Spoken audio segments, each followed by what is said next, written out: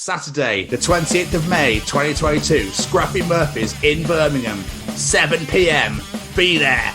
The Chronicles of Podcast. Live. Tickets on sale now. Go to www.ctickets.com.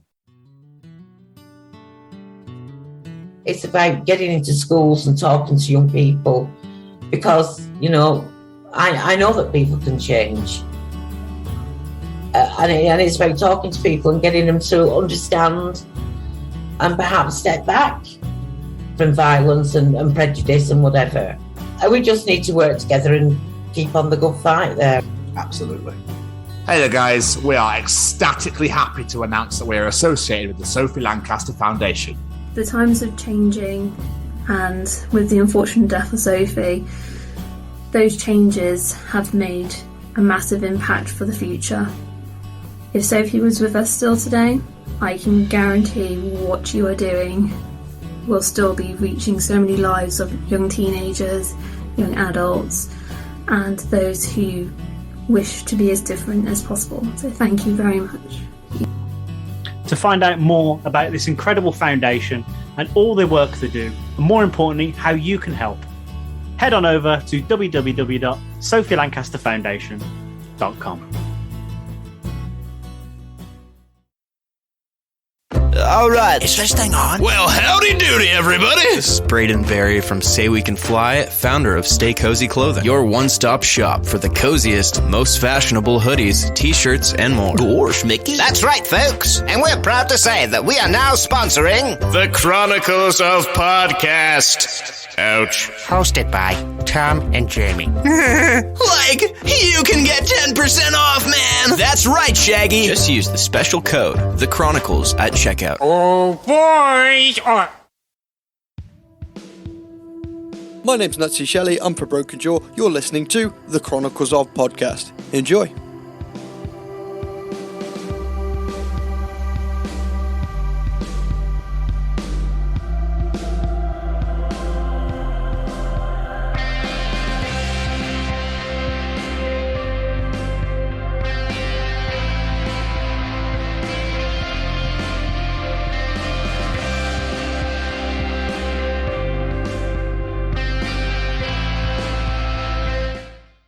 Well, dip some bread into soup with my ass, boys. Welcome to hashtag WBW, Way Back Wednesday. And these are the Chronicles of Broken Jaw. Why Broken Jaw this week, Jamie? Well, this Friday, we're sitting down with a headlining band from our charity show, The Mighty Wraith. So we thought, let's look in our back catalogue. What we got. And we have an incredible band called Broken Jaw, who just so happens to have a lead singer who's a good friend of ours in Mr. Nutzie Shelley. So, do you know what? Let's sit down with Nutzie and learn more about the band. Absolutely. I like how you went through your fire decks in your brain. Fire facts things I used to have. I used to always want as a kid. But let's have a look at the little fire decks. But yeah, we are so close to completing Waybacks. So we felt that this is a very fitting one to throw out this week. Nutzie Shelley from Broken Jaw, a good friend of mine. I've known him for a very long time. I think it's over 10 years. But still, impressive. Broken Jaw, obviously, very recently got signed to Oracle Management from the lead singer of DevilDriver's record label. I've completely forgotten his name. I do massively apologize. Dez Fafara. Thank you very much. That's something I probably should have looked at before I started this conversation, Jamie. I realised that, you start talking and you go, oh, shit. Yes, I do it every week. Yeah. So, yeah, they're signed to Oracle Management, which is absolutely incredible. We're still awaiting the first album, but they have been doing quite a few shows, have been touring quite a bit, and everyone loves their cover of Breathe by Prodigy. Since we did this interview, I've seen them live as well, which I mentioned on the show. They played Birmingham and I saw them. Absolutely fantastic. It made me look forward to this album even more. So please hurry the fuck up. And yes, that Breathe cover is absolutely superb. Nutzie's such an amazing front man when they play live as well. definitely can't recommend you checking out Broken Jaw enough. And also they played the Bloodstock Festival, which is really fucking cool. So they're doing things, they're going places. Let's just watch this space, wait for that album, and watch them skyrocket to the moon. Absolutely. This is a good conversation. You find out all about how Broken Jaw became a thing, the plethora and the amount of members that Nutzie had to get through to complete his fivefold. And it's just a lot of banter. There's a lot of banter now as well. It's good conversations. There's a really, really, really good interview that you really don't want to miss, to be quite honest with you. If I'm really honest, if you're a big metalhead and you love the metal music, then you're in for a fucking treat, boys. This is a good week for metalheads. Absolutely. Jamie! Yes, sir. Any of those words of yours that you'd like to be final in any way? Just a massive thank you to Nutzie. It was amazing sitting down and talking to you, sire. Hopefully you're doing well. We can't wait for that album. And everybody, enjoy. Nutzie, thanks, man. We really appreciate you coming on the show and taking time out of your very busy schedule, sire, to come on the show. We really do appreciate it. Who knows? Maybe we'll talk again when the album is released. Ladies and gentlemen, these are the Chronicles of Broken Jaw. It matches your lighting now. I was a bit too bright and vibrant. That's what you want. I want to see all of you, mate. I am wearing my Chiefs, so yeah, you might not want to see all of me, Tom. Right, so what happens, mate, is Jamie will give you a major intro thing, and then we'll just swing to questions and we're just going to have a bit of a laugh. That's right. Yeah, man, that sounds good to me. Sweet. Jamie, do you want to take it away, son? Hi, by the way, Jamie. Hello. Oh, sorry. Nutzie, Jamie, Nutzie. Apologies. I do massively apologise. It's all good. Right. Ladies and gents, we have another great guest for you this week. In the world of rock and metal, there are 1,000,001 bands who start their bands and only dream of one day achieving the goals of being signed to a record label. Today's guest has not only achieved that, but done so by signing with an absolute metal legend. Here today, we tell the story of the mighty Broken Jaw with their lead singer, Nutzie Shelley. Hey! Welcome. Cheers, guys. How the devil are you, sir? Oh. I'm all right. I'm not too bad. I'm continuing on as well as you can be in these situations. Yeah, bless you, man. Obviously, people won't know because this won't be on the show, but it'll be on the YouTube video. But obviously, you just said you had a COVID test, and we're hoping that all is negative. Yeah. We'll see. Like, fingers crossed. Bless you, man. So, we'll isolate, you know. Yeah, you don't want to be fucking doing that shit, especially with the way things are going at the moment. You're fucking locked in. I mean, being furloughed for 7 months now, so really. I'm quite the opposite. So when I'm not doing stuff like, you know, with the band and stuff, I'm quite like recluse. I like to just stay in and just do nothing and literally play on the computer and I mean occasionally do weights and stuff like that. And but I'm a creature of comfort, so I literally will just hibernate if I can. Well, mate, it's good. It's perfect. It is for some people. I can't do it. I have to be doing shit. I can't sit. Fuck oh no, don't get me wrong. While I'm in there, I'll be going stir crazy that I need to do something. But at the same point in time, I'll enjoy my my relaxation. But then after a while, you know, you get that cabin fever setting, and you have to but then that's where the creative side comes out, which is why I'm quite glad I've got this room, is because then I could just come in here and create some music, or someone can send me some music, like, you know, from the band and whatever. So, I mean, I still will miss doing whatever, but like 7 months time, geez, how have you coped? I mean, I haven't. Doing this podcast is the only thing that's kept me going. Yeah. So yeah, like, this is my savior. If I didn't have this twat here, I don't know what. I don't know. I literally can't answer that question. I can't answer that question at all. I think I would have gone bananas.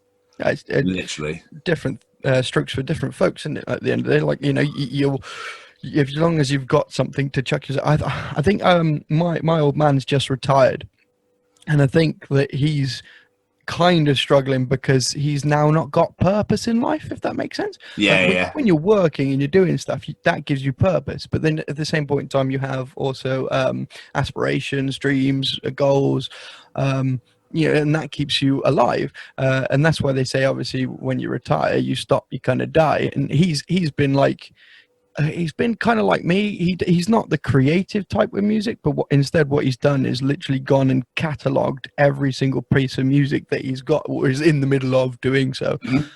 So fair play to him. Like, I mean, he likes scuba diving, but has not really been able to go and, being safe with that. So yeah, that's a shame. Yeah, I mean, that's the thing. Like, he's for him, his different side for what he wants to do is completely different to what I would want to do. Like I said, these 2 weeks, if I end up isolating, like I will be finding shit that I can do. But we, like with the band and stuff, like musically, I spent 2 years after the breakup of the last lot. I spent 2 years trying to find the right people. So that was 2 years away from gigging, 2 years away from like creating music, really. And that was a struggle. So it's extremely ironic that I get 3 shows with the new guys, I get signed, and then everything kind of just goes, yep, stop. Yeah. So I'm all right at the moment because I think I'm still in that in-between phase of not doing something, and then I've had the taste of doing it, and then I'm like, right, let's do it. But we've still been able to create and record, and that's the beauty of now the technology and everything being available to be able to do it from home, Yeah. You couldn't imagine it's the 90s, could you? Fucking hell. Yeah. Oh man, I probably would have like maybe gone a little bit insane, like not being able to do anything by then. Yeah. With the internet just starting out, people just getting computers and the mobile phones are like yay big, like fucking huge things. The Nokia 407. It was my Nokia first 1. Yeah. So 402s or 407s. There's the one that had Snake on it, and that's the only reason I wanted it as a kid. It was I never got the pleasure. Mate. No. Snake was the bomb. They lasted though. They were strong, Well, you could fucking kill someone with it. Yeah. So nuts, man. How has your lockdown been? How was lockdown for you? Did you teach yourself anything new, or did you just literally focus on music and play games? I had a lot of sex. That was good. It's the best answer I think I've ever had to that question. Again, like I'm a creature of comfort. So I mean, we struggled as a band, like to be able to figure out ways of creating. I think we only had about 3 weeks or 2 weeks away from where we did nothing, but then we started getting everyone to use. We actually used Skype and Google's own one as well for a bit. Look, we basically tested them all out to see which was the best one. Like, which could we hear each other on, and how can we like be able to create stuff. So I mean, we kept structure throughout the whole entire time. So we literally did every Sunday like we would practicing. And ended up basically just creating. We made a whole track for the last track that was made for the album. We actually made at the beginning of lockdown because we already had some ideas of what we were going to do, and but bless John brought this track in, and we all picked it apart and put our own pieces on it, and and it made it to the album. So that's quite cool. Like, and that's going to be the second single released. So. Which it has a very special guest spot on, which is nice, which I'm not giving away. No, that's fine. That's fine. Hopefully, as long as things keep going smoothly, let's put it that way. I'll keep everything crossed for you, man. Yeah. So, I mean, like I said, lockdown's not been too bad for us. Laura's continued with work, and she's been able to work from home. So she's not really. I mean, she struggled because obviously then she's been stuck indoors like a lot, and I think she's much like you, where she struggles to just be in a place all the time, constantly. And again, cabin fever sets in for everyone, but yeah, I think that kind of made her struggle, and not seeing friends, family, and stuff like that. I was working in retail a hell of a lot as well. So, I was able to go work and converse with people regardless, but it was stressful as hell. And people were assholes, like the amount of people stressing, like, and coming at you. And I had death threats. I had flipping people telling me that I was everything under the sun. Like, but I mean, I take it on the chin and just go, yeah, right. You're just stressed, Dude, you can swear here, by the way, if you want to. You Yeah, good. Give me that fucking toilet roll. Yeah. I'll end you. We are very easy. Well, luckily enough, there wasn't much toilet roll that we did have a load, which is really weird because where I work, you wouldn't think that you would end up with toilet roll, but there was there was a whole pallet of toilet roll which went very quickly. But surprisingly, the one thing that I did not expect to go that went super uber quick was actually hot tubs. Hot tubs just went like that, and that's because everyone was bored at home. They needed something to do. But that's like 500, 600, 800 quid's worth of stuff. It's like, you might need this money for later on, but you're going to splooge it. Okay, I'm no judge, but like, this isn't an essential item to me. Yeah, and have fun with that electricity bill. You're right, and that's I mean, I don't think people kind of stop to think before they actually buy. But I mean, no judgment on my part. At the end of the day, if it keeps them sane and away from me, then I'm happy. Well, yeah, exactly, man. So, I said in the intro, you've been signed by an absolute metal legend, and that being Dez Fafara of DevilDriver and Coal Chamber. So, how did that all come about? Because it's absolutely amazing. So when when we finally got the band together as a whole, there was a lot of searching for different members and stuff like that. I'd already said to each one of them before we started that I didn't want to go at this like I had done with previous bands, or that I didn't want to go at this without aim. And so I said, look, it's going to feel like ages until we do something, but I want to make sure that when we get it right and we do it properly. And so we spent best part of basically from about March. We'd already had 2 tracks, I think, by the end of 2018, and March 2019. We had all of us, so we just started writing the album. We didn't expect to play any gigs or anything like that in that entire 2019 calendar. So we set out doing that, and what we did is we went in the studio around, I think it was June, maybe July, in 2019, and recorded a 3-track demo. And I was using that demo basically to get interest, either for gigs for 2020 or to get record labels and stuff like that. So what I did is just 3-track demo, chucked it out as many people as I could. I got a couple of relatively nice ones back, but nothing like that where they said, oh yeah, we're interested. It was more of a thanks for it, we're gonna have to pass type, or a lot of not replied emails. But when I sent it to, because randomly was scrolling the internet for people to send it to, and Dez was one of those, and so I was like, oh, I didn't realize he had a management company. So I was like, right, I'll find out some information, have a look and see who's on the roster and whatever, and I'll send it to him. Maybe sent it, and within about, I think it was like 10 minutes or something daft, I got an email back saying this is exciting. And I was like, wow, yeah, to get that, what? Nothing else. Just this is exciting, and then Dez's name underneath. And you're like, Laura, is this real? And then literally 2 minutes after that one came through, another one said, this is really exciting, we need to talk. We're from California. And so I emailed him back and okay, fair enough. Let's talk. And he was like, yeah, let's set up a talk for tomorrow, this time. And I was like, okay, yeah, I'm free that time. I'll ring you. Got off the phone, I got off from email, sorry, and then kind of got a bit flustered and was a bit like, I don't know what to do about this. And then it was all day the next day just thinking about it, being like, Christ, what, what, maybe I'm being wound up, whatever. And the most hideous part of the story is, so we're trying to figure out, obviously, to add a plan to my mobile to be able to call America, and sorted all that out.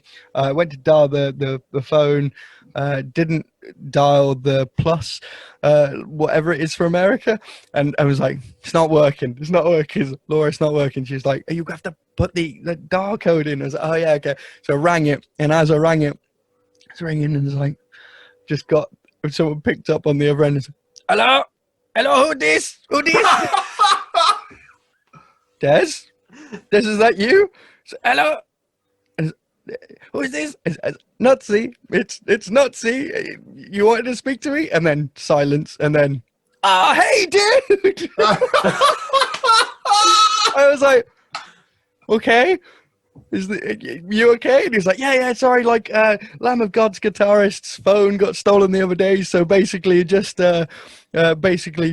I screen my calls to make sure that it's not pranks, because we've had pranks, loads of us have had pranks from whoever stole that phone. So I was like, his idea of screening messages. No problem. That's fucking incredible. Right.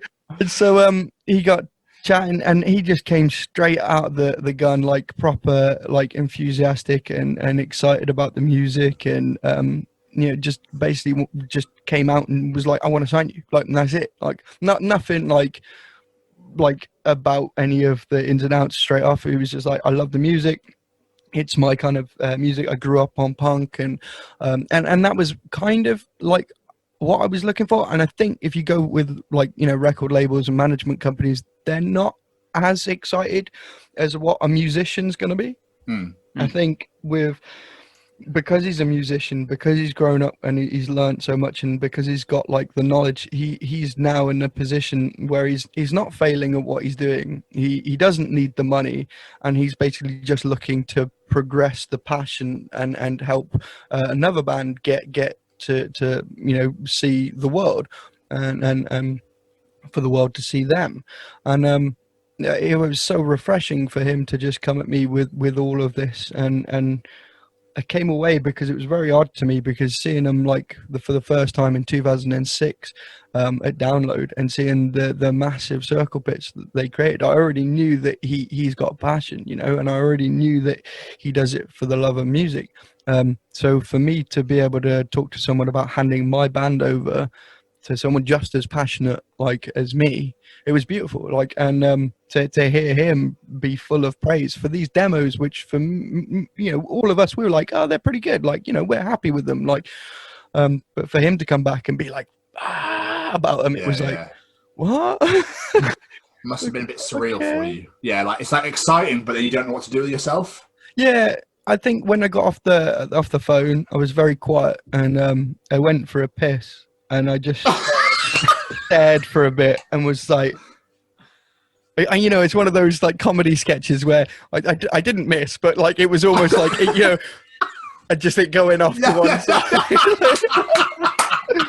And I come out, and Laura was like, "You okay?" And I was like, "Yeah, I just don't know if this is real at the moment. This feels very like I just can't explain it." And to have someone who I looked up to in music come at me and say that he loved what I did, it was a major boost. But I mean, I'm a grounded as fuck person anyway. Like, I'm a cocky kind of guy, but I've always said at the end of the day, one person's arrogance is another person's confidence, and as long as you're not just throwing it in people's faces, then I tend to think that you can be the humblest guy. And I've been trying like very hard to not boast about it and not be like too big, but at the same point in time celebrate it, because at the end of the day I fucking deserved it. It's like you've been working so hard, man. You've got to throw it out there. Fuck it. I mean, we're aiming for shit with this show. We're aiming for the same. So to have a brother get there and who's worked so hard at what you've done for so long, and you deserve it. You'd absolutely deserve it, man. And I tip my hat.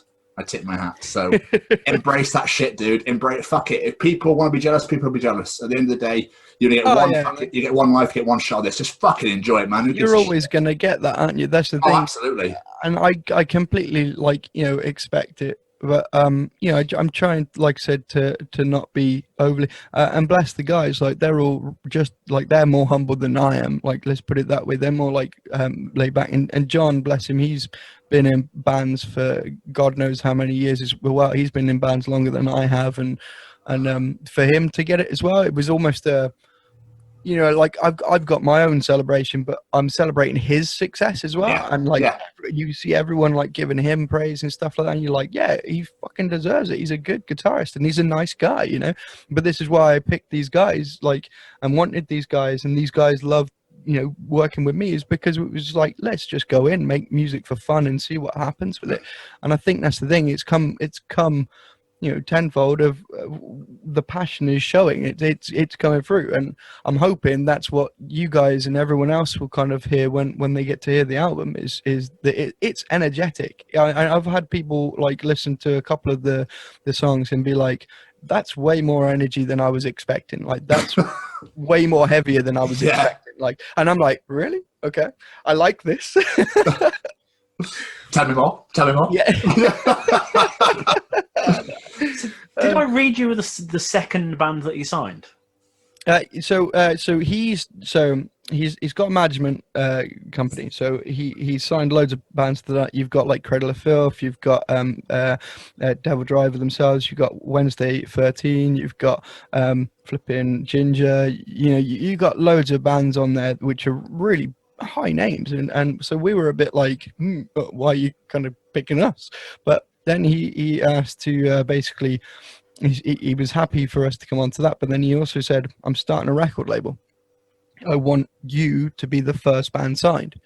And I was like, are you kidding? And he was like, no, like this is the deal. Here you go. Talk it over the boys. And so I was talking over the boys. He said, look, like, let's get a conference call together. Let me talk to the boys and we'll all hash it out and everything. So yeah, like we were the first band signed to his record label, which is insane. Like, again, yeah, like the amount of, you get that, like, you get that first bit where it's like, oh my God, this is amazing. And then you get that second bit of, fuck, we really need to work hard now.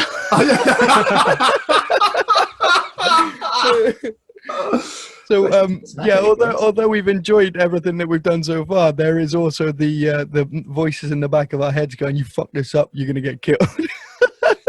Yeah, man.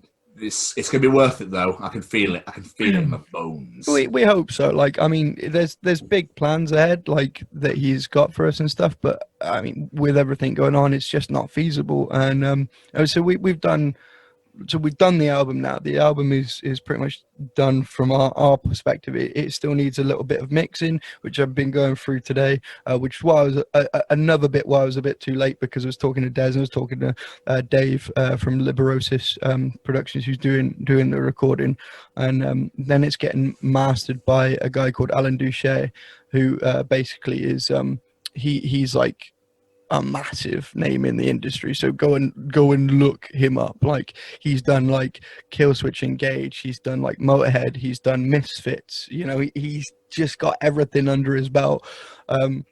So that again is a massive boot up the ass for us to be like, we need to do this as good as we can, and that also has kicked Dave up the ass to you know, make sure he does the best he can. And so we played the album to Dez with the first mixes, and he absolutely adored it. Had a couple of critiques, which is lovely, again, because I don't want someone that's just going to be like, yeah, this is amazing, like, let's release it. I want someone that's actually going to be like, this is really good, but like, you know, maybe we could do this, or maybe we could add this, or, you know, so that's really nice that he's willing to give advice, because I'm much the same. Again, if I give you advice, or if I give you any form of suggestion or anything like that, it's because I like you. If I'm not suggesting, or if I'm not giving you my input, it means I couldn't give a shit, you know. I couldn't care less about you. So I think he's very much the same, and it's been great as well, because as you know, Tom, I'm a very straight shooter, honest, down to the fucking ground kind of guy. So, you know, we've had these situations where we've been on the phone till like 1, 2 in the morning, and I've been like, that's not going to work, Dez. I don't think that's going to be kind of how it just isn't what we want to go for, type thing. And he's been like, but you should, it's really cool, and this is how we should do it. And I'm like, I appreciate that, and maybe I'll give it a go. Like, we'll give it a go. Like, and because I'm not open, you know, I'm not closed off to giving ideas and thoughts and everything a go as well. So I think he's the same as me as well. He's very happy to suggest it, but at the same point in time, he's also very happy to try things, because we've come to, like I said, we haven't come to a loggerhead where we just stop and go, well, you should, or I should, or, you know, it's Yeah. very much, okay, we'll try it and see, you know. And he's got, like I said, he's got the experience here. Like he's got the years upon years upon years. He was managed by Sharon Osbourne, so for him to like have that under his belt and the knowledge of how she did it, to like then pass it on to me, and I kind of want to do the same as what he's doing. This is where my aspirations come in. Is I want to be able to then go down the lines and basically, you know, when I'm his age, start looking at picking up bands and helping them on the way up, when hopefully I've got up there, you know. Yeah, it's beautiful, That's awesome. man. I wish you all the best though with it. I really do, and I'll be behind you every fucking step of the way. Anytime, bro. So take us back to the fucking beginning, man. What made you go, I want to fucking sing, scream, shout, you know, in front of band? What made you? What was the initial first thought made you go, this is what I want to do with my life? I was in college. I mean, even back before then, I suppose, like when I was in like school, my first band that I saw was Machine Head, my first big band. We'd done like little gigs and stuff like that. I'd been to little gigs. I'd never played in front of a crowd or anything like that. Just went to little gigs, you know, in the local sports hall or town village hall. Yeah. And but then my friend went. My best friend, Monkey, turned around and said that he had this ticket to go and see Machine Head in Nottingham, and we were about 16. And so I was like, "Fuck it, yeah, I'm up for that." Like, I'm not a really big fan of Machine Head. I only know Davidian. That was the only track that I'd ever heard of theirs on MTV way back in the day. MTV too. Yeah, and so I went, and that blew my tiny little mind. Like going into Rock City in a small sweaty room, being picked up and thrown by a big hairy man was just the exhilaration I needed. Like, you know, that kickstarted my love for, I mean, I love music. Like I was brought up on music like all my life. You know, I went to my mum used to have singing lessons, so I used to go and sit as a kid in with them and try and mimic it, like but never really thought that I'd do anything with music. And then got to college, met like-minded people who were into the same kind of thing. They wanted to put on a band. We did like a couple of like 3 or 4 covers, which was terrible. Everyone's got to start somewhere. And then well, there's the thing, and then I decided to go instead. I decided to try bass. Was not really my thing, didn't feel infused by it. And then tried drums and was like not really infused by that either. Like, and so I went like from the back of the band to the front of the band. I basically covered a drummer one time and played Love Will Tear You Apart. But I played it like probably about 50 BPM quicker than the original. and then at the end of it, trashed my drum kit on the stage. Why? Punk, man. That's the way it works. Like, you get so excited that you just end up losing yourself, and that was it. Like, I mean, it was the last song of the set. It wasn't like it was the first or middle. You know, I would have put the drums back again. Yes, Bear with me. I'll just put this back. I didn't mean to destroy it. Just disregard the last 5 seconds. Sound check, please. Snare. Yeah. Just sat there going, well, where's the roadie? So yeah, I went from the back, and then got asked to try out from an old skateboarding friend's band, and tried out for that band. Got in that band. We did like 3 gigs, I think, and that went south again. Yeah. You tend to find when you're that young as well, there's a massive power struggle and divide. You know, and the bassist wanted to be the front man, so there was all this drama and all this crap, and so therefore they kicked me out and then put him in the front while playing bass, and then asked me to come back, and I was like, you know what, I'm happy, not like, you know, you guys do what you want to do, and then the guitarist, when all that ended, he then joined another group of lads who were starting a band, and that's where I met Dave, the producer. And he basically came and vetted me to see if I was any good and wanted to join the band. And that was where the old band Create Chaos started. And that was a punk being in a metal band, you know, like that was me stood with all these guys in camo and black, but in like green and white and bright colors, you know. No matter how much they told me, you need to wear more black and be more camo, I was like, nah. No, I don't. Sorry. You need to suck this. Yeah.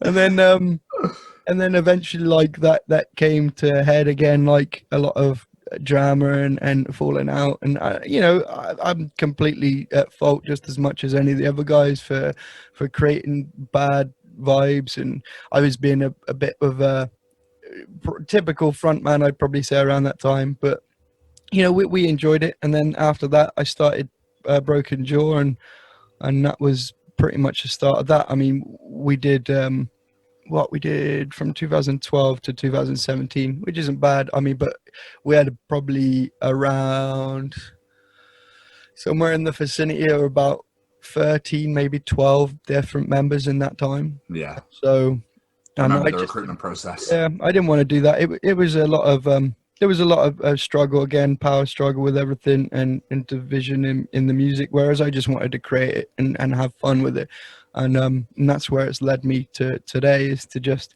come in and not feel like I'm judged for being like, let's try this or let's try that, like. And these guys are completely the same. They'll come in and they'll be like, let's try this, or I don't like that, but let's try this. And that's what really irks me, is when someone turns around and says, I don't like that. And you wait and you wait and you wait and you're like, why?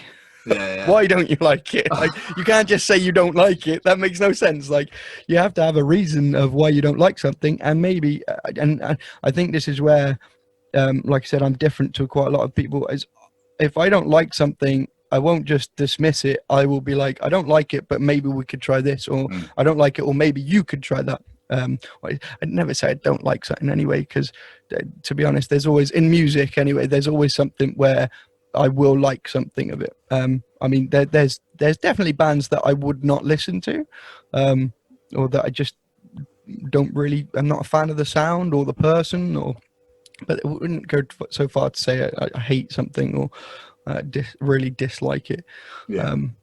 But yeah, I think that's, again, though, probably why DJing, obviously, you know, I DJ like all across the alternative genre, because I like, you know, a hell of a lot of music. And it's not just about me when it's DJing, it's people, you know, different tastes. So therefore, you DJ to them, you cater for everyone, which is nice. Absolutely. Good old Junction 13 nights, I remember those. Yeah, man, and Propaganda and Jesus, props. You know. Oh, I miss Props. When it was good. Yeah, not anymore. Yeah, man. I haven't been in. God, I don't even know how long I haven't been to Junction 30. Props, Propaganda. God, that's got to be like probably about 6 years, maybe more, maybe less. Yeah, probably about 6 years, I reckon. Yeah, we were going the prime time though. Now it's just not even, don't even bother. Have you? I went last time I went was probably last year, if not the year before, and I could literally father every single person in that building now. Like, yeah, I'm probably too old to be here. Probably did. Ginger. Not mine. Not Ginger, not mine. I've been found out, shit. So obviously, before we jumped on it, I asked if there was any of your music I could find to listen to, and you said obviously because you're still recording it and there's nothing out there at the moment. So if people listen, how would you describe Broken Jaw's music? Like that. It's really weird, because I've always said it's punk metal, and that is really funny, because even with the last lot of guys, it was punk metal, but it was a softer punk metal, whereas this one is a heavier punk metal, and that's what I always wanted to slightly go. I wanted to kind of mix my old roots with, you know, a bit of the new school, and He could never do it with the last members, and so this time it's gone a little bit heavier, but it's not so heavy that it's like, you know, deathcore or death metal or anything like that kind of. Yeah. It's even though, and this is the weirdest part, is even though the drummer is into his deathcore and is heavy, so there is like insane footwork going on in this album. Like, this kid is a machine. He's like Animal but on speed.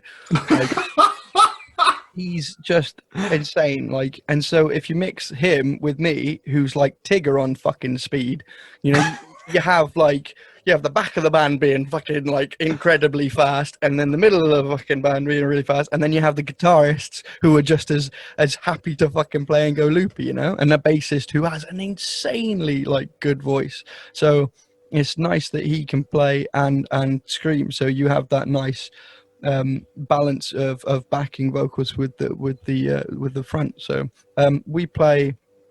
I think it's the tuning. I'm probably going to get shot. We play A, I think it is, which is 2 7-string guitars and a 5-string bass. So again, you get that nice low, but at the same point in time, you get the nice highs as well for when it's a bit melodic. If you want to, I don't like comparing bands, because what I might hear, someone else might not, or what someone else might hear, I might not. Like, the only thing that I say, I mean, it's the same situation of me saying it's punk metal. Someone might just come out and say it's completely whatever, something else. But I mean, there's been, let's put it this way. There's been, someone said that they've likened some of my vocals to Dead Kennedy's Singer, which is weird. For something heavy, but at the same point in time, you've still got some Henry Rollins in there as well. You've got some Lamb of God with Randy Blythe in there. You've got with the guitars and stuff like that. I think there's a nice mixture of a lot. Again, so they're different. Their kind of ideas of what they sound like are going to be different to what I think. But at the same point in time, there's a bit of Parkway Drive, a bit of Gojira, a bit of lighter stuff, like a bit of Kill Switchy kind of in there. Again, a bit of DevilDriver, a bit of Lamb of God. But yeah, it's really it's a massively weird amalgamation because of all of our different tastes in music. But like, you'll find that probably about just over the half of the band like a bit of punk as well. So you have that, like, again, you have that quite nice bouncy jumpy energy, also a bit of flowy energy, but at the same point in time you have the heavy aggressiveness to it as well. This is such the worst question people ask me is like, what does it sound like? Because I have no fucking idea. It's just, for me, it's just a band that I would want to go and watch. Like, it's that energy. If I'm feeling infused when I'm playing it, then goddamn, someone's gonna fucking feel infused when they're watching it. And so I think when things come out, I think the recording side of things, I'm never. That's the money side of things, in my opinion, and the side of things where it gets out to most of the world. Whereas my favorite part about the whole thing is just playing live, because at the end of the day, that's what I feed off. That's what I love, which has been the killer at the moment, you know. Yeah, I can imagine, to be fair. So, tell us about your songwriting process. Do you write all the lyrics to your songs? So far I have. So far, but I mean, there's been suggestions at points. I mean, but then there will be, on the next album, there'll be a whole song written by the bassist, because that was one thing, again, I wanted to set out that it's not just me in this band, you know, like I want to give him more of a track than what I would be on. So maybe I'll do the cleans or whatever, but he does the majority of it, because again, Josh like has got an incredible voice, like, and he's only progressing with it as well. So why not give him the space to create? And he's quite young as well, so he's got that freedom of, fuck it, I'm just going to put it out there. No expectations on him at the moment, you know. It's just do whatever you want, kid. Let's fucking do this. I think that's with a lot of the other guys. So with my process, how my process goes is we'll get in. So we're just writing a song at the moment. So even though the album's just been done for us, not even released for the rest of the world, we've literally jumped back straight into the studio and started writing a new album. So we're already doing the first song that we started on that. We've got a load of ideas that are floating around because even though we were when we did the last song, Lackluster is what it's called. When we did the last song, we basically had all these ideas. So what we did was we just got the guys to chuck riffs and stuff like that and ideas into Dropbox and in their each individual folders, so that when we come back to writing this album now, we can then just pick into there and pick out of there if there's anything that might fit. We don't tend to start with that. I think what we tend to start with is just getting into the room. Someone comes up with an idea and then work from that, and then basically if we can't come up with something, then we'll pick an idea from the box. But then there's been songs where one of us has written the entire guitars, or one of us has had an idea and it sparks from that. I don't do anything vocally until everything has been done guitars wise, but I will sit in that room with the rest of the guys, and I'll be the one to write up on the whiteboard the structure of the song, to help them then no changes and everything like that. And then we can throw ideas. We can be move it about a bit, because I'm very much a visual, visual creative type, where I will need to see something in order to figure out that's how it will run, and then I'll listen to it and be like, okay, that feels smooth. Whereas if you put it up on the board and then it doesn't feel smooth, then you kind of go, right, well, we need to maybe smoothen things out. And that's not always the way it's going to be, because like I said, you've got a room full of 5 guys all trying to work together. But they'll hopefully, they're like me again, they won't just say, no, that's crap, or no, I don't like it. It's I'm not really a fan of that, but let's try this, or I liked it the other way, let's go back to this, And we're very much a democracy whereby, if one of us doesn't like it, then we all have to look at it and see how we can make it, us all happy about it. So once it gets to the fact of we've got this piece of music that's set in stone, I will obviously sit there and listen to it and come up with ideas while I'm doing all of that as well. And then once it's all set in stone, then I go away. I plug my earphones in with the crappy phone recorded version that we have, and then I just write, just get out whatever's on my fucking brain at that point in time and see where it comes out. We had a joke because this album's quite a serious album. This one we've released, it's quite a political album. There are a couple of jokey tracks in there, but it's a political album. It's a political time. You can't steer away from it. There's no way of looking back at it. And bearing in mind, right, we wrote this album last year when none of this shit was happening. So for it to come around tenfold now and it be even more of a poignant thing, like that to me hopefully means, I have this fucking hatred because on one side of things I want it to be timeless and always work in the time that we are, but on the other hand I don't, because at the end of the day, there's always going to be a power struggle. There's always going to be some dickhead trying to be a fucking dickhead and get more money. But the same point in time, I don't want it to be that. I don't want someone to have to listen to this music and feel the struggle that we're all feeling at the moment. Yeah, I get what you mean. Yeah, it's a double-edged sword. There's no way I'm going to win. Like I can be happy about it or I can not be happy about it. But at the same point in time, at the end of the day, that's my passion coming out. So therefore, hopefully, that's all that matters. And someone else will listen to that and be like, you know what? No, that's fucking, I agree. Or you know what? Fuck it. Like that's some fucking cool shit. Doesn't matter if they read between the lines or not.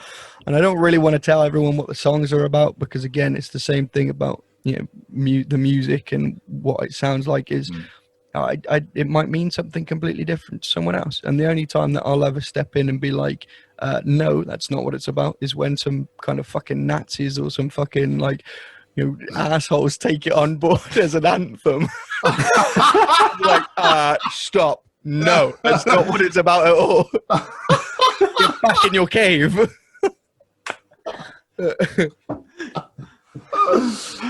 Oh, I love it. Oh, now I know it's the most cliche question ever in the history of interviews, but you've mentioned the lineup changes and bringing these guys in. So how did this formation of the band meet / come together? However you want to word it. So when I started, I started again.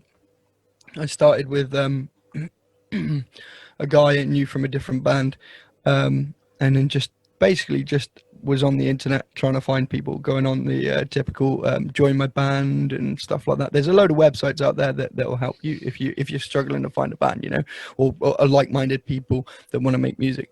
But I really struggled to find people who were as driven and who were as passionate or as willing to set the time aside, which isn't a bad thing, because you kind of like drain out the ones who don't want to do it, like, which is shit that you have to deal with that in the first place. You shouldn't have to, like, especially when you're writing there and you're saying this is what it is, this is how I want it to be, and people instantly get stars in their eyes and go, yeah, I want to be in a band, I want to go and do that. And then when it comes to it actually sitting there and having to write and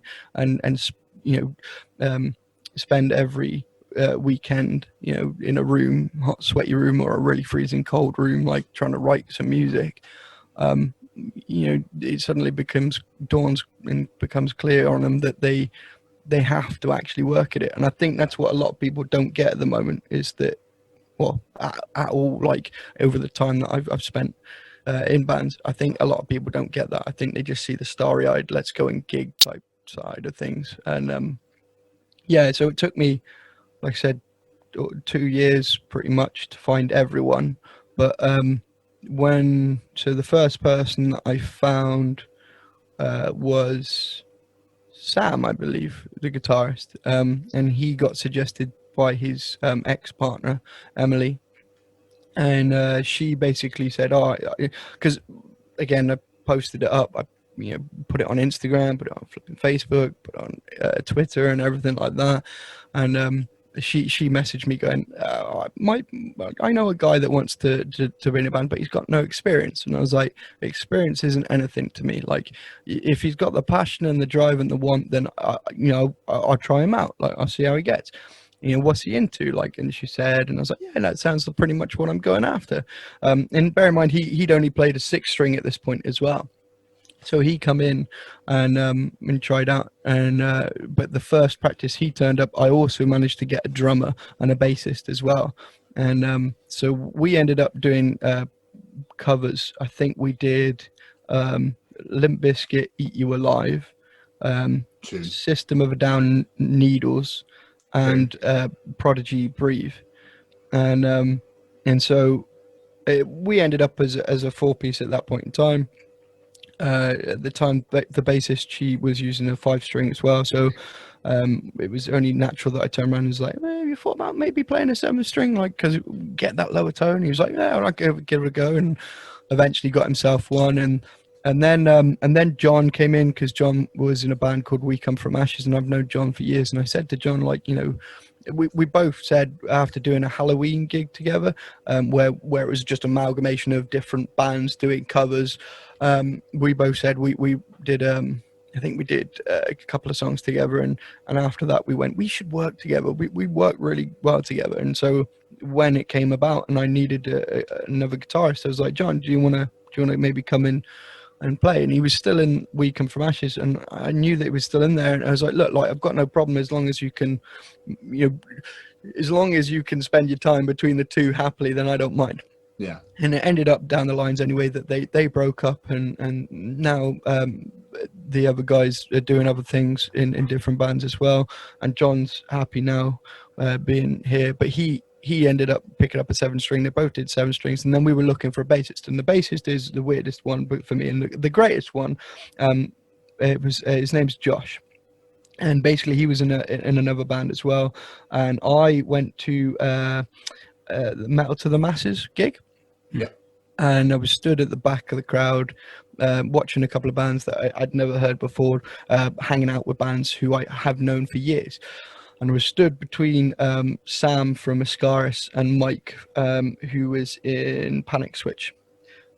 I think he's still in Panic Switch. So, and I stood in between those two, and I was like, "Who's this band?" And they were like, told me, and I was like, "Okay, forget that. Who's the bassist?" And they were like, "I don't know." Like, but it's like, he's basically the best thing in this band. Like, he's the one that's drawing my attention, and you shouldn't have that as a bass. Like, as a band, you shouldn't have the bassist being the one that's like doing all the effort, getting really into it, and everyone else is just like. And so I was like, I want him bad. Like, and Mike was like, well, why don't you talk to him and ask him? I was like, well, he's in a band, like, you know, and they're doing Metal to the Masses, so they're probably pretty serious. And I was like, he said, just go and talk to him, you know, and see what he's about, see if he might. And so I went to go and see him after he finished, but he disappeared. He went home. And so I was like, fuck, I've missed that opportunity. And so next day I woke up and was like, you know what, I'm going to look up that band and see what his name is and see if I can message him and see if he'd be interested. So I looked it up, messaged him, said who I was, said I was in a band, said I was interested in taking him on as bassist, said that he didn't need to like come back to me like instantly, just this is what I was thinking. He then messaged me back saying, I really appreciate it, but I'm going to stick because this is my band, this is my baby, this is what I'm doing. I was like, yeah, no, completely. I respect that, you know. That's if someone came to me like was like, you know, join our band. Yeah, I'm in another band. No, sorry, I'm in a band. Like, this is what I love doing. Yeah. I'm not going to leave these guys. These are my, you know, bros at the end of the day. And then I think like a couple of days later or a day later, he messaged me going, is that offer still on the table? And I was like, yeah. And he was like, okay, I'll come and try out. And I was like, okay. And so he came and tried out. And basically when he came and tried out, he said, look, like, you know, I wanted to stick it out with those guys, but I constantly having to organize stuff. I'm constantly trying to have to kick them up the ass and get them to do stuff. And I was like, dude, that's not what this band is about. Like, if I have to kick you up the ass, there's got to be a definite good reason that I've got to kick you up the ass. I mean, that's how we work again in this band. Is if someone's low, we'll talk to each other. We'll be like, look, I'm feeling low today. Like, I can't do it. Like, or you know, I need help. So we're our support system. We're our own support system. And he didn't feel like he had that, like, in that band. And I completely and utterly 100% like get where he was coming from, because I spent years in a band where I just didn't feel like I was valued or appreciated, or that, you know, I was wanted.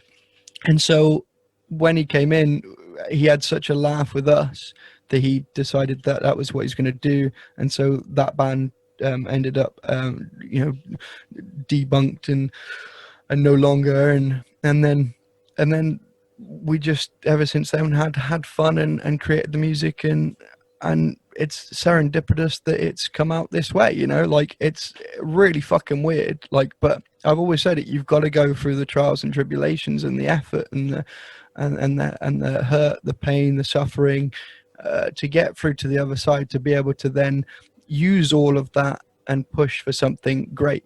And if you're not, then you're just wasting away, and you shouldn't, like, you don't have to. That's I think the problem. And the greatest thing for me in those 2 years was I had people behind me constantly going, don't give up, don't give up, don't give up.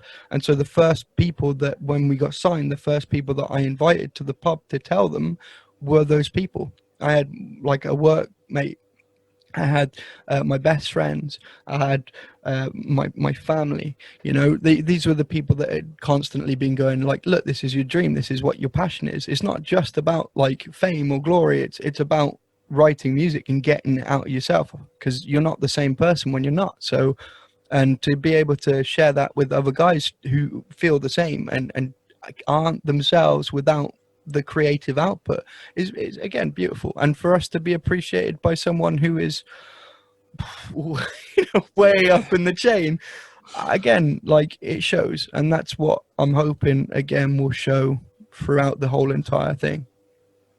I'm really happy for you, man, and I'm really proud of you. You absolutely have persevered. I've seen all those posts and everything. I was just like, well, somebody just join the band, for God's sake. But did you ever think that you would get to where you are today? I didn't. I mean, I'm still nowhere at the moment, if that makes sense. I think that's the one thing. Like, when people have been congratulating me, I've still been like, there's a lot to do. Like, I'm not just going to now sit there and go, yeah, done what I needed to do. I'm signed. Like, yeah. No, it's completely like, no, there's a lot to do. And signing is nothing compared to everything else. I mean, the amount of red tape that you go through when signing, I've signed my likeness, I've signed my voice, I've signed my name. You know, I've signed everything of me over to someone else, which is a very alien thing to do. Yeah. So, you know, I'm sat here kind of going, right, I've still got in my head, I'm still going like, I got this to do, you know, like, and I didn't ever think that I would even be in this situation, but, you know, I hoped, you know, because without hope, you're nothing, you know, again, like I said, you've got to have those dreams, you've got to have those aspirations, you've got to have that belief. And I think that was one major thing, that I've been with a lot of people musically that didn't have that, and it just looked at me like I was crazy, or that, you know, I was a dreamer. And I once got told by the bassist that we were just a local band and that's all we were ever going to be. And so to come out like this and be like, well, no, see, this is exactly what I was thinking we should be in, and how we should be it. And it's nice that I've done, like I said, got it with the people that are passionate about music, not necessarily the most, you know, the most, I can't think of the word. That they're the people basically that when they need to, like me. Okay, I don't think I'm the most gifted of vocalists. I don't think I'm the most talented of a vocalist. But what I lack in talent and whatever finesse, I make up in like annoying drive and tenaciousness. I'm a tenacious like cunt at the end of the day. If I want something, I'll go after it as much as I can, you know, and I'll annoy the shit out of you until I get it. It's the best way to be. Yeah. So I think, and that's the same as the other guys. They have that same drive, you know, they have that same want, like, and I think when you have those people around you, you can create whatever the fuck you want. Yeah. You know, you can literally shoot for the moon, and that's what's beautiful. And like I said, serendipitous, because I spent all those years with people, and then to finally end up with the right ones and have something happen is just beautiful. It's amazing. It's insane. It's mind blowing, you know? It's cool, man. And to have like him talk to fucking, and this is another weird thing, to have Dez talk to Rob Flynn from Machine Head, like it's gone round in a circle about Broken Jaw. Like he's in his in Rob Flynn's podcast. Rob Flynn is from frontman from Machine Head. Yeah. To have him, like, who was the first band I ever saw live, like now know the name of my band. It's fucked up. It's weird. You know, I got imposter syndrome like going on. I shouldn't be doing this. This isn't what I was built for. Like, I love it. So, as you mentioned, Rob Flynn's podcast. I'm gonna have to bring this question up. I was doing my research, and I saw that you had a podcast for the band. Yeah, but it appears to be quite short-lived, like 3 episodes. What happened? No. It's not short-lived. It's that we have got things going on. So the original idea for the podcast was that me and Sam, the guitarist, we basically just wanted to do it for when we're on the road and stuff like that, so that we can just talk about all the experiences and shit that's happened. Yeah, awesome. Right. And so obviously, what with everything with lockdown, and then being signed, and then doing the album, everything else took precedence with it. But the first one that we come back to, when we do get back to it, because it's 3 episodes, so the 4th episode will literally be talking about all of the shit that's happened since, and I'm hoping maybe to get, like, you know, guests on it, like, you know, it'd be cool to get you guys on it at one point. You know stuff like that. You get different people from different backgrounds talking about it. You know, we'll go on like tour, and then if you guys are at a show, we'll sit down after the gig and whatever and go, so how shit were we? Very. Good, because we weren't aiming high.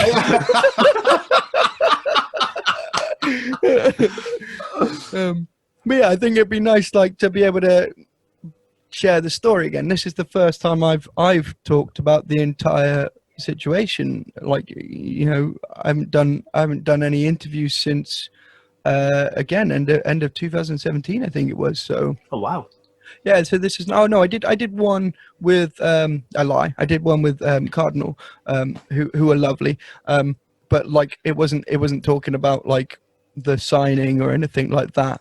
It was more signing about you know, talking about like how each other are, because I know them from the Fireball, the whole situation with Fireball, because they got taken on to do a load of merch with Fireball. So you know, we were talking about that, and those guys are friends again as well, who I've known for a couple of years, who are just as much happy and you know, congratulatory towards me as well. So it was nice to be able to do one with them, but nothing really about what's going on. So this is the first time I've talked realistically about what's happened or what's happening with the album and the band, you know. It's a pleasure to have you here as well, my friend. I as soon as you popped in my inbox, I was like, yeah, damn straight, like I'm happy to do that. That'd be fun. It'd be good to talk to you guys, because it means that I get to see you guys and have a laugh, but at the same point in time I get to talk about what I love doing. Yeah, and that's what we want to hear. That's what everybody else wants to hear. So, you know, we want to share your story for people all over the world, and that's why we've rebranded this entire podcast, which will be 5 weeks ago now. You know, and we want to share your love for your band. You know, we want to share your music. We just want to get it all out there, man. We want people to be like, that sounds interesting. I'll go and check them out. Yeah, it's a difficult one to try and sell yourself at the moment when you got nothing to sell yourself with. Well, that's a very good point. You're a bit like process. Yeah, well, that's the thing. Like, I mean, we're impatient. Like, well, I say we, like the royal we. We're not like me and John being the eldest. We are the most impatient fucking kids of the band. Being the fact that we're the eldest is just fucking weird, you know? Like, we're the impatient ones. We're the ones that want it now. We want to get it done. We want it out. We want to have fun with it. And so for us, it's been a real emotional struggle, and at times really depressing, because, you know, you create something that you feel is really good and you want to show it to the world, you know? Yeah. You want everyone to fucking hear it. You want everyone to appreciate, like, what you've been going through. But at the same point in time, you can't, like, now you've signed your life away and you're on the contract. You're like, yeah, no, I've had people asking me for it. You're not the only guys that were like, have you got anything for us to listen to? It's like, I've got my friends going, have you got anything for us to listen to yet? You know, sneaky. And I was like, no, I can't. I literally can't. I mean, I was for research more than anything else, but yeah. Well, yeah. I know what you're like. Yeah. Research, Nutzie, research. And then the episode, now here's an exclusive track, everybody. Don't tell Dez. Yeah, no, I think it's an odd experience to have written to, but then like I said, I intentionally went out to be like, right, it's going to be a while till we release anything, and I'm glad. And when we did those 3-track demos, it was a real struggle not to release those 3-track demos, like just as like here's our music, here's what we're doing, like type of thing. It was more of I wanted them to be like a glimpse, you know, like a little taster, like this is what we are doing, but think of what we could be doing, you know. And Dez saw that, and that's what's beautiful. My idea came to fruition because of Dez, you know, and so he listened to those and thought this band could be fucking big. And then he came to me and went, let's make you fucking big. Let's put money. And he's already put a lot of money in. And so he's going to, you know, he's putting his money where his mouth is, literally. Yeah, it's amazing, man. Which, awesome. Again, it's mind-blowing. But at the same point in time, it's also very fucking worrying and stressful, because, like I said, you want to make sure that you're doing everything you can, you know. But you shouldn't be doing anything different than you already are. I mean, we're an organized band, you know. We have a calendar that we share with each other on the phone, you know. So we put anything that we have, like when we can't practice or can't do that, someone just puts it in there and everyone else sees it, and that's fucking helpful. Like, but at the same point in time, not all bands are like that. So I can imagine for him signing an unknown band with like fucking less than 3,000 likes on Facebook, because likes is everything, and you know, not a very big reach, no music released. That's a huge fucking risk, man. Like, I couldn't imagine taking that risk. But shows how good the product must have been, though. Well, you'd hope so. I mean, I'm not gonna blow my own trumpet, like not live on webcam, but damn it, that's what I came here for. But you know, I think, yeah, I mean, we were all pretty chuffed with it, but we never expected something like that to come out of it. And when I told the boys, like, because I told them over message as well, like, you saw the typing and the pausing and the typing and the pausing and nothing ever coming up. And then, oh my God, are you kidding me? It's like, basically, because like I said, it's a dream. Like, for some kids who are like, because I still class myself as a big kid, you know, like when it comes to music, like I still fucking love, like when a track comes out by a band I absolutely adore. Like, you catch me when a Billy Talent track comes out, I'm fucking you know, like, but yeah, like for us who grew up and who are as passionate, like, to get those messages, and then for us to all sit there like huddled around a mobile phone while Dez talks to us. We're all like kids, you know, like we're all like, yes, Mr. Dez. But at the same point in time, we come away from that. Like, we make sure that we distance ourselves from that and be like, you know, he's a lovely guy, genuine, down-to-earth guy who is just like you or me. He just is passionate as music is about I am, and we are, like, you know. So when we come out away from those conversations, we go, right, okay, like, he's given us this, we're doing this, let's get fucking to it. Like, you know, the work never stops. And like I said, like, I'm always working, even when I'm not, like, and that's how I want to, because I want to give back to music what it's given me. Like music gave me life, like, you know, it saved my life countless amounts of time. So I just want to do the same. I want to help some poor unfortunate soul who thinks that they're down on their luck realize that they're not, you know. Fucking awesome, man. So we were talking earlier about playing live and saying that you missed it and whatnot. Just as a bit of fun, what are your favourite memories of playing live over the years that you can share? Fuck. I mean, there's so many. That's the thing, because being in so many different bands as well. There's a couple. So like, we played Coco Gorillas in Cardiff in Create Chaos, and we played to about 250 people. Oh, nice. It is a big room, so it didn't look like 250 people. And they were spaced out. They weren't exactly like, you know, fully into music. You had the people that were into music near the front, but at the back of the room, like, you know, it was quite non-energetic. But I mean, pretty much it felt like, I think this is probably where I really felt at home being a frontman, was I managed to get them to sing my words back. I didn't get them, that's a wrong way of saying that.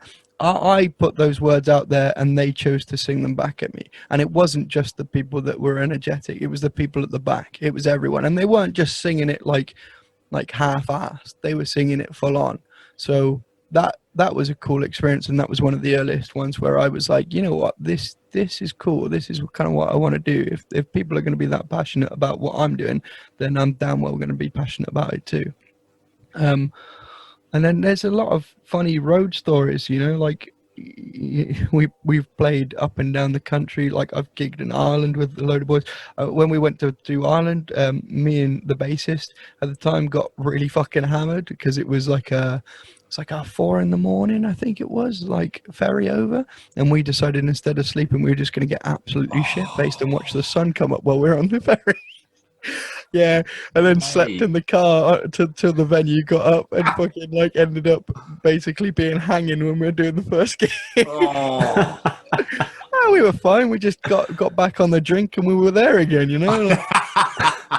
But that was a cool memory. Like, that was really cool because it was just me and him having a laugh, like going up to the top, having a smoke, having a drink, going back down, like watching crap TV, like early hours of the morning. And then like doing Amplified, the dreaded fucking festival that we shouldn't mention, but like that was a big deal, like because I'd put my heart and soul into that fucking festival. I worked my fucking ass off, and without expectation of playing, because there was so many other bands that were there that were being turned away because it was organized like a shitstorm. And so I gave up our slot on the main stage to another band, and then went to give our our slot on the bar stage that we'd built. I went to give up our slot there to another band, but was told that wasn't happening by Ollie, bless him, Roy Lance, and told by Lee, who was doing the sound, and everyone, because they were like, no, you're passionate about music, but at the same point in time, you deserve to play it. So it was like, okay, so I'll play it. And then playing that, and everyone being really warm and gratifying and lovely to us, that was great. Like, and that was the last band I played with the other guys. So again, it holds a special memory in my heart for them to have been basically like that gig being the last one. Since then, I mean, like we did 3 gigs with this new lineup, and the gig that I fucking loved the most was the Two Pigs, because the Two Pigs is my home, man. Like I love that fucking venue, like through and through. Me and Chip have a love-hate relationship where we constantly barrage each other with insults, you know. So good. But I love him, and I love that he will give me the opportunity to do a gig, and I basically just run it, like, you know. So I book the bands, I say how much we need, and to get back there with the new lineup and do the gig and have the response that we had was insane. So so the only cover that we kept out of those ones that we first tried out, each other with, was Breathe, and so we still play Breathe now, and it's fucking heavy and insane, dude. Like, and the response we got to that, like, it was great having the response to our own, but like the response we had to that, it was insane. Like, I'll send you a video of it, because the fucking movement in that crowd is awesome. Like, I loved it. Like, it was good fun, it was a good laugh, and to have people respond like that again after being so long away was beautiful, you know. Like, so I think that's the one that I appreciate the most. There are, like I said, there's hundreds of stories out there.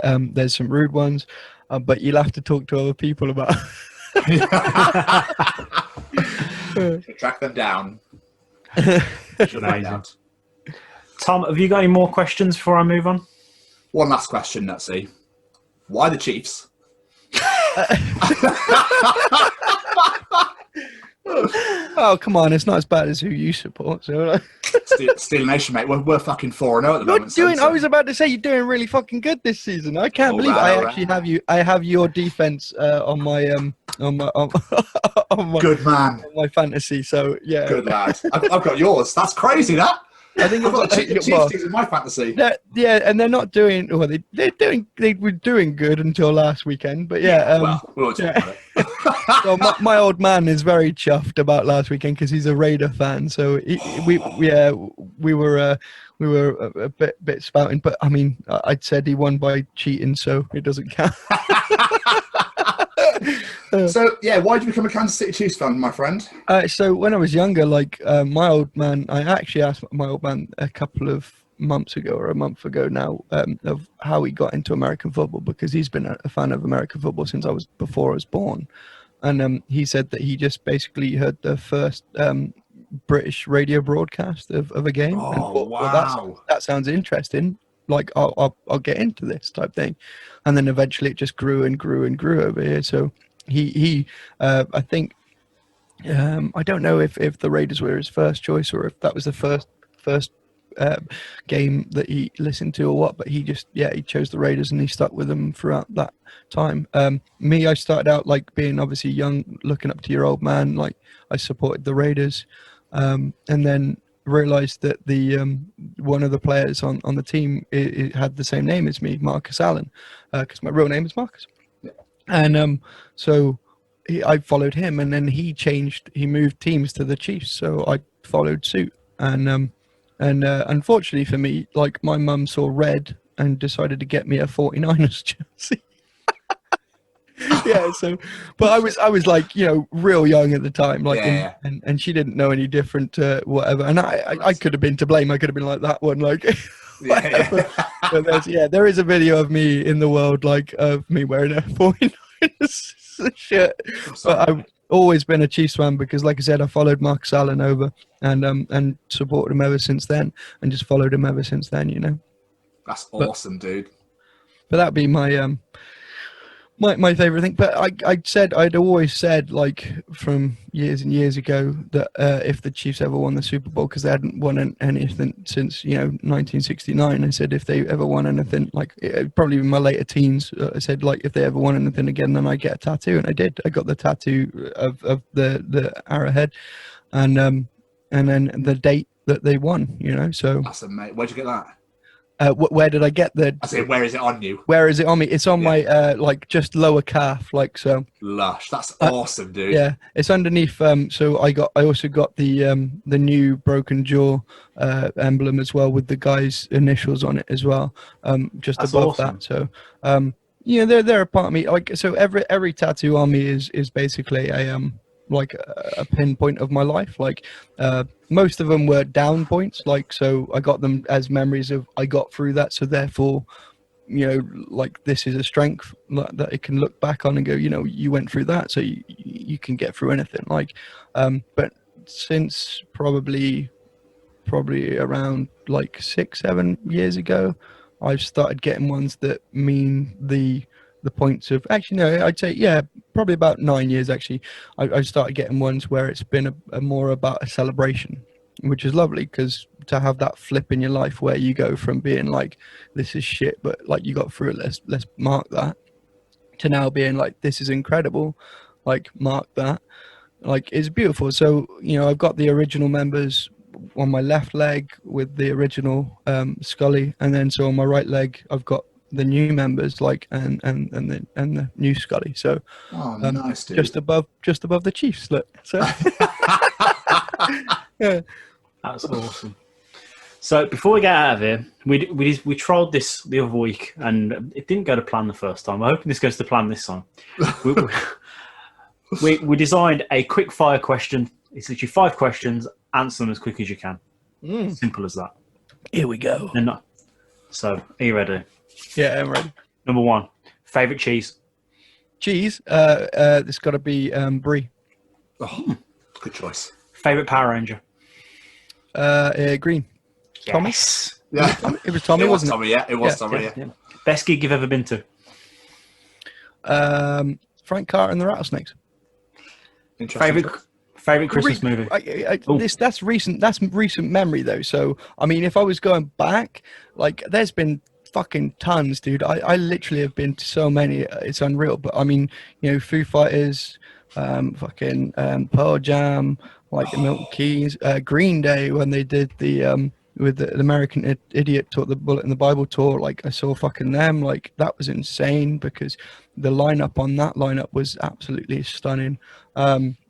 You know, again, Machine Head, like, the first gig I ever saw at Machine Head being in a small room, like, fucking insane. Seeing Billy Talent, like, at the Cardiff University up in the bar, not on the main fucking stage, up in the bar, dude. Like, when they were, like, first starting out, like, that was a sweaty, small, intimate gig, you know?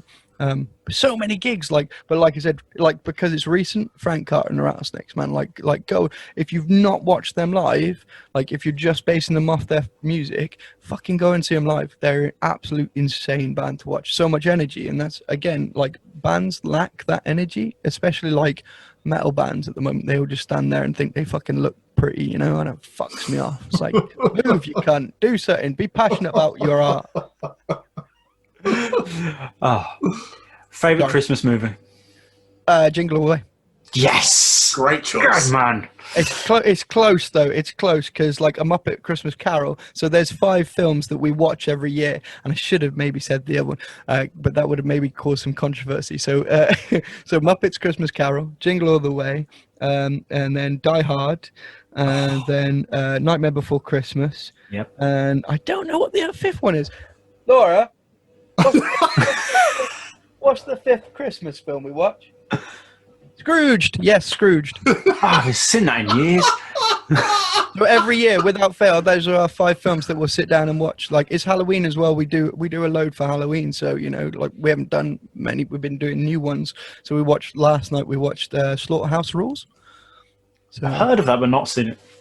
which is really weird because it's a Simon Pegg and Nick Frost. It's not actually them. Like, it's not Edgar Wright like directing it, but it's obviously you know, it's Nick Frost and Simon Pegg in it. But like for one that they did, it was, yeah. I mean, it hasn't been very well advertised, but it's pretty good. I enjoyed it. It was a good laugh. It wasn't anything special, but meh, you know. We'll get on the back of the DVD cover. Yeah. Not I mean,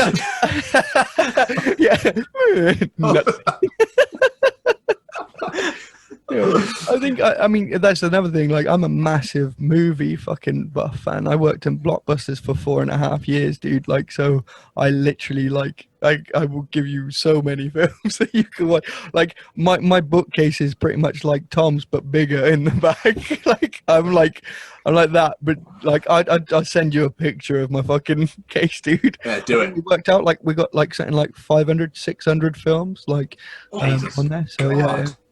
Crazy. Right, last one, because we had some fun with this one. Would you rather be stranded at sea or in the desert? Yeah, fuck. It's hard, isn't it? Yeah, that one requires thought, which is good that it's the last one. That's why I made it the last one. Smart thinking. I like to see that you haven't got your thinking hat on though. I don't do hats. So up here for thinking, down there for There for dancing, in dancing, between yeah. for fun. Look.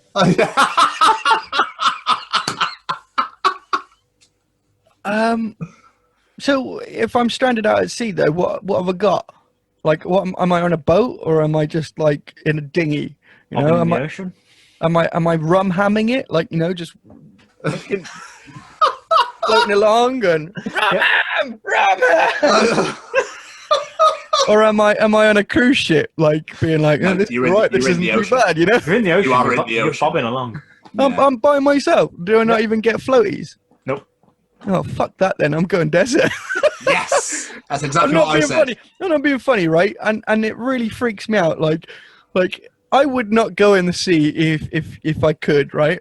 But at the same point in time, like it's the sea. It's so unknown. Like, there's so much down there that you have no fucking clue. And there's so many things in there that want to destroy you because you're in their fucking element. That can get fucked. I'd rather go and starve to death or, you know, dehydrate. Yeah.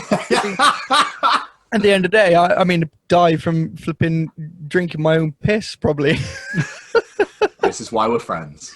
I mean, there's the thing in it. If you're out of the desert, aren't you meant to like piss on like some item of clothing and wrap it around your head or something like that? Like Something like that, yeah. Yeah. Try and keep you cool.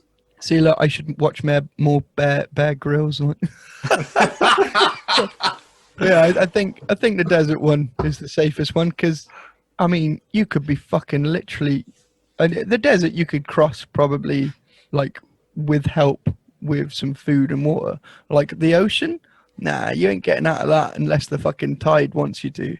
So it depends how far you're in. I mean, there was so much that we could have gone into this. Yeah, We could have been there's like, so where many in the unknown ocean am I? possibilities. Yeah. Yeah. Where in the desert am I? Like, you know, is the titty twister just down the road? Like, Red pussy, green pussy, I'm safe. chicken pussy, hey, if you can find better pussy anywhere, fuck it. I love that film.